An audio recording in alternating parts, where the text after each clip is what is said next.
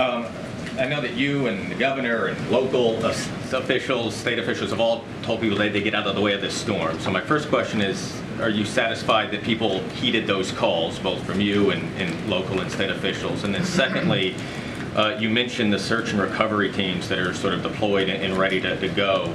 What's your assessment so far on what those needs look like if people are sort of stranded right now?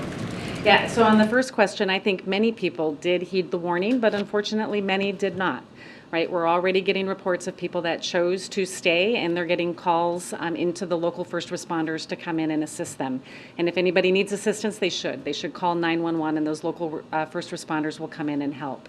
As far as the entire footprint of those resources that are available, it's a combined effort, recognizing the capability that the state already has with all of their resources, and we have additional resources that are integrated in with that operation. So if we need to immediately augment, we have resources that are ready to deploy as soon as requested without hesitation and without interruption. But is it clear yet how many people may be stranded? Oh, I don't have a number on how many, no. From the initial assessment, what would you say are the most damaged areas, and what was the response from the population in those areas to the government's instructions? I would say that initial reports are in that Big Bend area that have had the greatest impact. They have experienced the greatest amount of storm surge. They experienced the greatest wind speeds. And so when we do get out to start assessments, that would be my anticipation of where we would experience the greatest amount of damage and impact across Florida. And how did people respond in those areas? Again, I think many people did heed the warnings, and there was a lot of public messaging that went out there to let people understand that the danger is not just the cone of the hurricane, but it's the storm surge and the water, which is creating and causing the most fatalities in these events.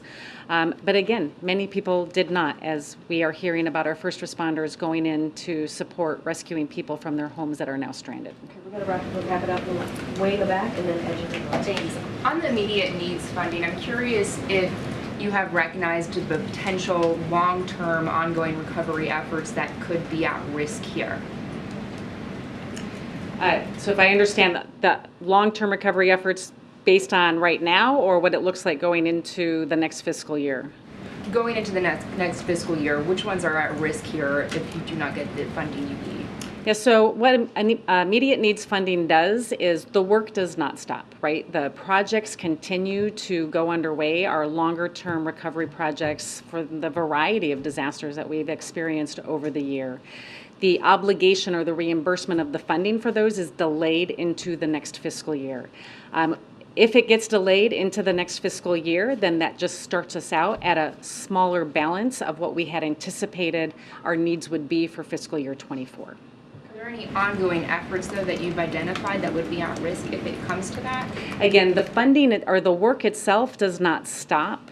It's the funding that just gets delayed into the next fiscal year.